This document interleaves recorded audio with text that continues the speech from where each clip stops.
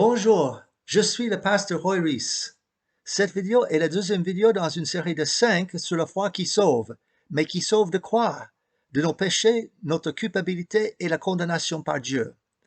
Nous lisons dans la Bible Éphésiens 2, 8 et 9, « Car c'est par la grâce que vous êtes sauvés, par le moyen de la foi. Et cela ne vient pas de vous, c'est le don de Dieu, ce n'est point par les œuvres, afin que personne ne se glorifie. Nous sommes donc sauvés par la foi. » Mais nous avons aussi cet avertissement en 2 Corinthiens 13, verset 5. « Examinez-vous vous-même pour savoir si vous êtes dans la foi. Éprouvez-vous vous-même.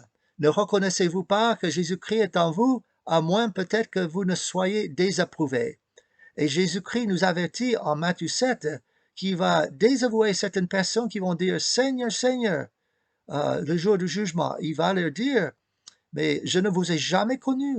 Éloignez-vous de moi, vous qui commettez l'iniquité. » Donc, c'est pourquoi je donne 5 critères pour discerner si vous avez la foi qui sauve. Et je fais cela pour accomplir 3 buts. D'abord, rassurer ceux qui ont la foi qui sauve, mais qui manquent d'assurance, qui ont des doutes. 2, interpeller les gens qui pensent avoir la foi qui sauve et qui ne l'ont pas. Et 3, aider ceux qui veulent partager leur foi avec une autre personne à discerner si cette personne a la foi qui sauve. Maintenant, je vous rappelle que la première vidéo, j'ai donné le premier critère. La foi qui sauve est une foi historique. Cela veut dire qu'il faut accepter comme vrai historiquement certains événements dans la vie de Jésus. Surtout sa mort sur la croix pour nos péchés, son enterrement et sa résurrection 3 jours plus tard. Et c'est indispensable parce que l'apôtre Paul dit que si Christ n'est pas ressuscité, votre foi est vaine, vous êtes encore dans vos péchés et ceux qui sont morts en Christ sont perdus. Mais cette foi historique ne suffit pas à elle toute seule, car certaines personnes croient à tout cela et ils n'ont pas pour autant la paix de Dieu dans leur cœur ni l'assurance que leurs péchés leur soient pardonnés. Alors, qu'est-ce qui leur manque encore? C'est pourquoi maintenant, je vais vous montrer le deuxième critère de la foi qui sauve.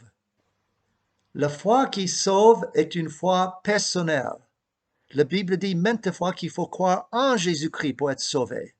Par exemple, Jean 3,16, « Car Dieu a tant aimé le monde qu'il a donné son Fils unique, afin que quiconque croit en lui ne périsse point, mais qu'il ait la vie éternelle. » Ce mot « en » est une traduction de la préposition grecque « es », et ça veut dire grosso modo qu'il ne suffit pas simplement de croire à l'historicité des événements concernant Jésus-Christ, mais il faut avoir une confiance personnelle totale en lui. Nous avons une confiance personnelle dans plusieurs personnes. Par exemple, les plombiers, les électriciens, les médecins, les dentistes, les avocats. Nous croyons qu'ils ont la compétence nécessaire pour nous aider. Nous avons une confiance personnelle dans les pilotes de ligne. Pourtant, on ne leur demande pas de nous présenter un diplôme aéronautique. Mais nous supposons que s'ils n'avaient pas ce diplôme-là, ils ne seraient pas dans la cabine de pilotage. Et pourtant, notre vie est entre leurs mains. Mais tous ces exemples sont des exemples de confiance temporaire dans un domaine limité. Par contre, la foi en Jésus-Christ, c'est une confiance totale pour tout le temps, dans un domaine illimité. C'est pour la vie, la mort et pour l'éternité. Alors, comment établir cette relation de confiance ou de foi personnelle en Jésus-Christ? Ça se fait par une transaction avec Dieu, qui commence toujours par la repentance. S'il n'y a pas de repentance, notre foi n'est pas la foi qui sauve. Or, la repentance se fait en plusieurs étapes. D'abord, le Saint-Esprit vient nous convaincre de péché, justice et de jugement, selon Jean 16, 8. Cela veut dire qu'il nous interpelle au sujet de nos fautes et nos péchés. C'est un moment de vérité pour nous et on peut réagir d'une de 2 façons différentes. On peut nier, minimiser, dire que c'est la faute à quelqu'un d'autre, etc. Ou bien, on peut simplement accepter le verdict de Dieu sur notre vie et dire « Bon, je suis d'accord, j'ai fauté, j'ai péché contre toi et c'est grave à tes yeux. » Ça s'appelle la confession, traduction du mot grec « homologeo » qui veut dire la même chose que. Et quand nous disons la même chose que Dieu dit sur nos péchés, nous confessons les péchés, ce qui amène logiquement à demander pardon à Dieu. Et Dieu veut nous pardonner.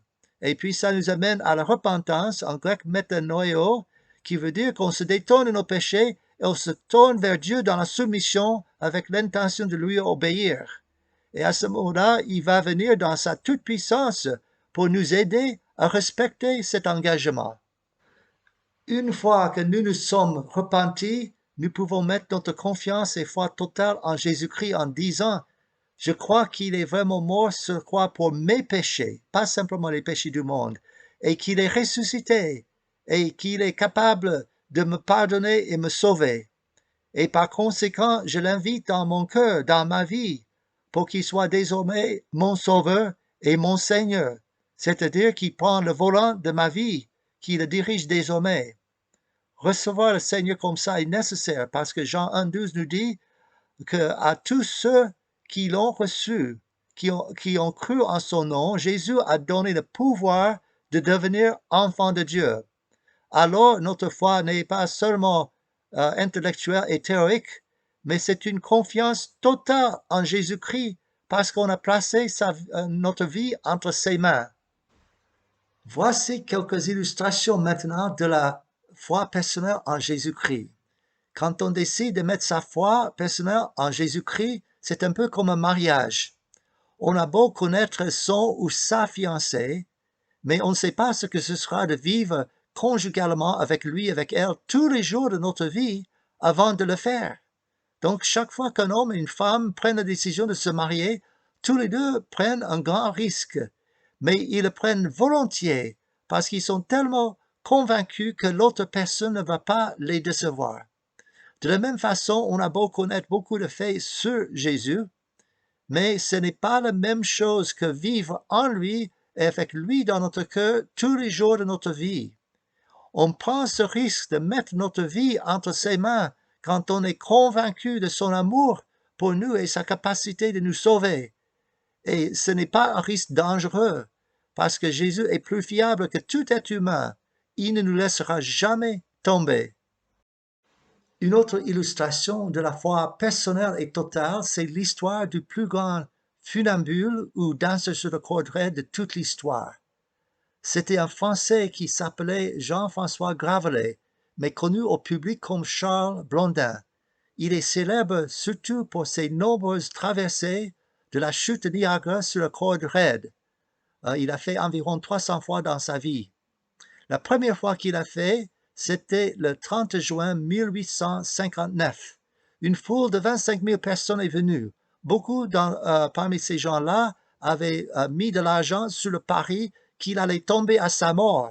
Mais au grand étonnement de tout le monde, non seulement il a fait la traversée et le retour sain et sauf tranquillement, mais même il a fait quelques exploits d'acrobatie au milieu de la corde.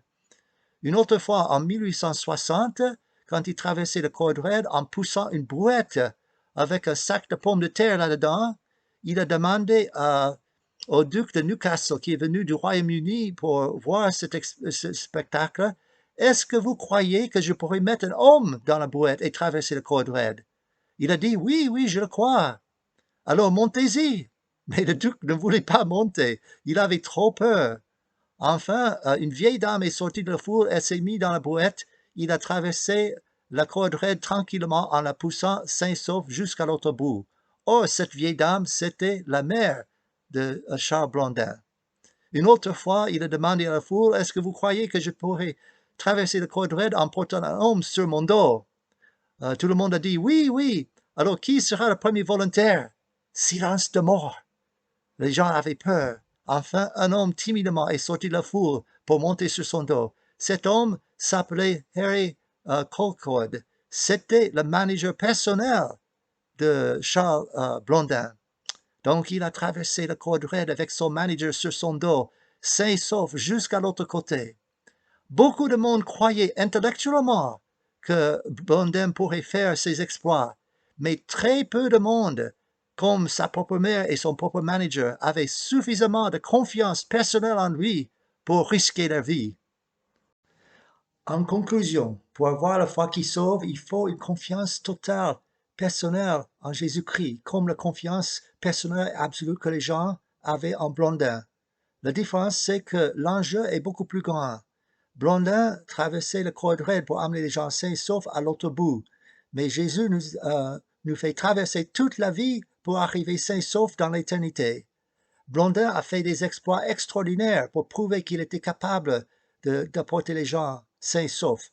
Mais Jésus a fait un exploit beaucoup plus grand que ceux de Blondin, parce qu'il s'est laissé tuer par ses adversaires, mais il est revenu à la vie 3 jours plus tard pour démontrer magistralement qu'il est le maître de la vie et de la mort.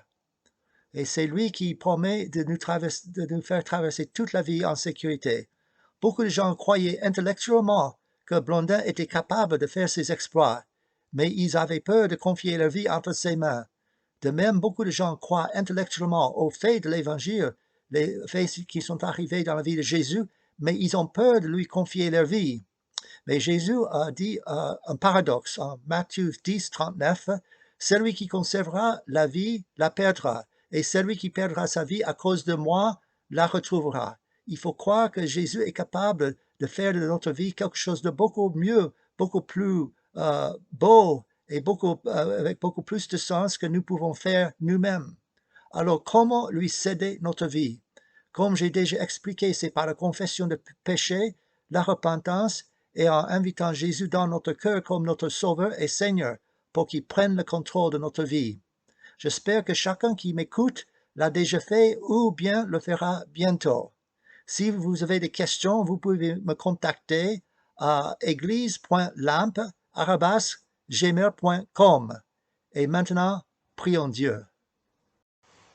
Seigneur notre Dieu, je te remercie pour ton grand plan de salut manifesté en Jésus, ton Fils bien-aimé, mort sur la croix pour nos péchés et ressuscité 3 jours plus tard, pour démontrer qu'il est le maître de la mort et de la vie.